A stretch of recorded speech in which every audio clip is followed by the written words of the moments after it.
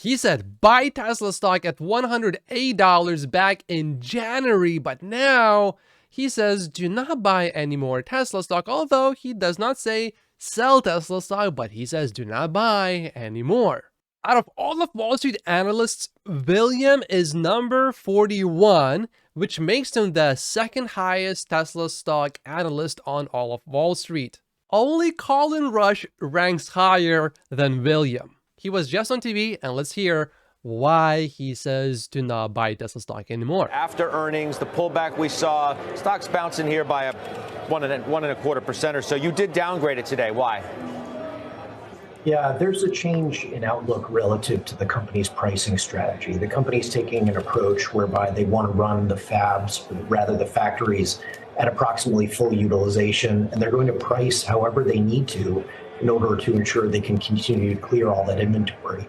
That suggests downward pressure for both revenue and margins. That takes my valuation down and hence the required downgrade. This is where you can see the difference between the number 1 Tesla stock analyst and number 2 Tesla stock analyst. Colin downgraded Tesla to hold back in December. Specifically, it was December 18th, and his main reason was the concern about Tesla's brand and therefore demand as well.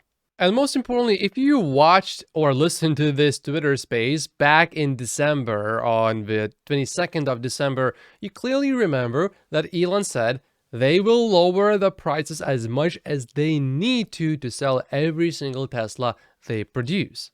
This is nothing new. Tesla is just executing their strategy. Colin basically saw that is going to happen, and he downgraded the rating from buy to hold well ahead of William here. And the reason for the downgrade is essentially the same reason, except Colin downgraded to hold before Elon explicitly said that they are expecting probably to cut prices in the short term, whereas William downgraded to hold once the price cuts actually really showed up in the financials.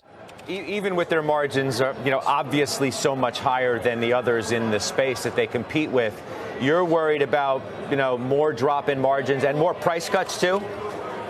Yes, it's an incredible advantage for this company. They have this operating margin padding that they can use as a weapon, if you will, relative to other companies. Now, I don't think they're using this as a way to damage other traditional automotive companies or even some of the other emerging electric vehicle companies.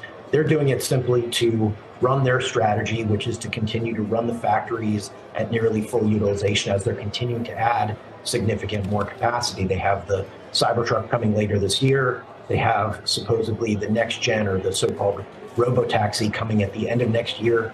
And that this is the strategy. They're going to lower price in order to do that. I think generally that is the right assessment, but make no mistake, these price cuts are absolutely devastating and destroying other automakers. Look at Tesla's operating margin.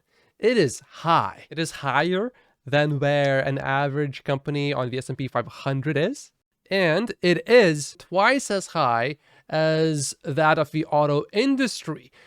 So if Tesla drops its margins down to, let's say, 4%, where is the auto industry going to be with EVs once they assumingly transition to EVs? Well, one could come to a conclusion. If Tesla is at least 6% more effective than other automakers, if Tesla sells vehicles at 6% or less, meaning the operating margins come out to be at about 6%, the competition is not going to make any money unless they improve their efficiencies. But they are making that much money right now relying on the internal combustion engine vehicles. They haven't figured out how to make money from EVs yet. So if they can never figure that out, it's going to be a struggle for them. The report, does the release slam the door on that?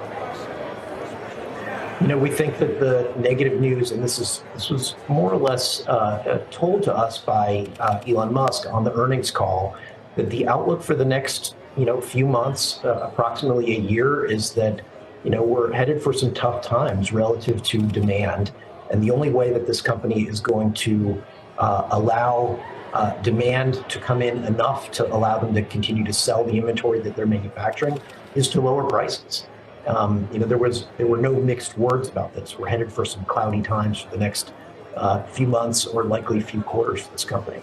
William is making it sound like it is new information, but certainly it is not. This was very clearly discussed on this call on December 22nd. It was also very clearly pointed out that Tesla will weather what is an economic storm incoming better than almost anybody. Translation, a lot of these automakers are going to struggle transitioning to EVs during these times. AI is a part of this too, and the way you're thinking about what the overall impact is as revenue goes towards AI at the expense of the core business, right? Well, that's not exactly the way we look at it. We tend to look at this as an AI asset primarily. There's no getting away from the fact that this is an automobile manufacturer, but it's one of the main points we highlighted in our launch report, that we really view this as an AI technology company that's an underappreciated aspect of the business. William clearly does understand that Tesla is more than just a car company. However, looking at his price target is a little bit confusing, because if you really are convinced that Tesla is indeed more of an AI company than a car company, and you are telling people now to hold Tesla stock instead of buy Tesla stock, and your price target is now at $154, just a little bit below where we are right now, I don't think that AI part of the business is really fully valued as it should be. And this is where even the best of the best on Wall Street make mistakes. They look at the short term, they look at what is going to happen within 1 year maybe, and they overlook what is going to happen in 5 to 10 years from now, even though he understands Tesla is more of an AI company, more of a technology company than a car company, and yet he is making that same mistake that many other Wall Street analysts are making. While in the short term, he may turn out to be right or possibly wrong, it's really about a 50% chance, or in his case, maybe a 25% chance. Long term, it is so difficult to predict exactly which year the benefits from AI are going to be reaped by Tesla.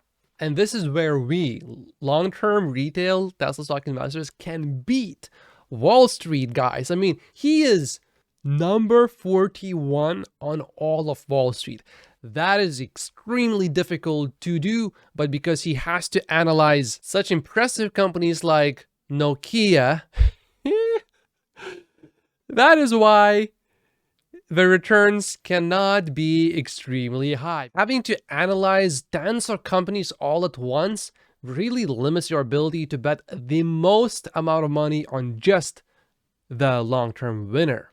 Companies like Tesla just don't come around very often, but Williams' strategy also certainly works very well for him. On average, he is right 71% of the time, and his average return per prediction is almost 23%. That is very impressive. But had he bet mostly on Tesla stock 5 years ago, his returns would have been much, much higher. We don't see a shift. We see a change in the valuation of the core automotive business. Musk talked about this yesterday in the earnings call, that one could look at this as sort of a razor and razor blade model. We'll sell the razors, i.e. the cars, at a, potentially down to break-even cash flow level in order to seed the market, increase adoption, and enable us to sell autonomous technology and other AI technology to our customers. Great for margins longer term, great for cash flows, great for that focus on AI and new and interesting things for this company. Yeah. But it's a problem for the core automotive business. While in the short term, I certainly see why one may say that it is a huge problem for the Tesla's automotive business. In the long term, even for the automotive business, I think this is going to be a huge plus. Think about Amazon. Amazon did not make money for the longest time. It dominated the industry. It obliterated all of the competitors, and it obliterated them so much to a point there I can't even think of what is the second biggest e-commerce website in the US. I don't know. Do you know? Maybe Walmart. Maybe. But then who is the third? I don't know. If I was allowed to cheat, I would say eBay, but that's not really an e-commerce website. You go there to sell your own stuff, not to really buy stuff from a company. And I think probably more people go to eBay than to Walmart. I think 10 years from now, we will look back to this moment and realize, oh, this was a historical moment. Then Tesla indirectly, unintentionally killed a lot of e-competitors. They don't have much hope, because if you can never make a profit making EVs, what is the point in transitioning into the EV industry? These legacy automakers, the ones that realize they need to transition to EVs, they are praying and hoping that Tesla does not lower the prices again. And if Tesla does, it is going to be game over for many of them. And this is an important message to all Tesla stock investors. My name is Matt Posius. Like and subscribe if you haven't yet, and I will see you in the next video. Thank you so much for watching.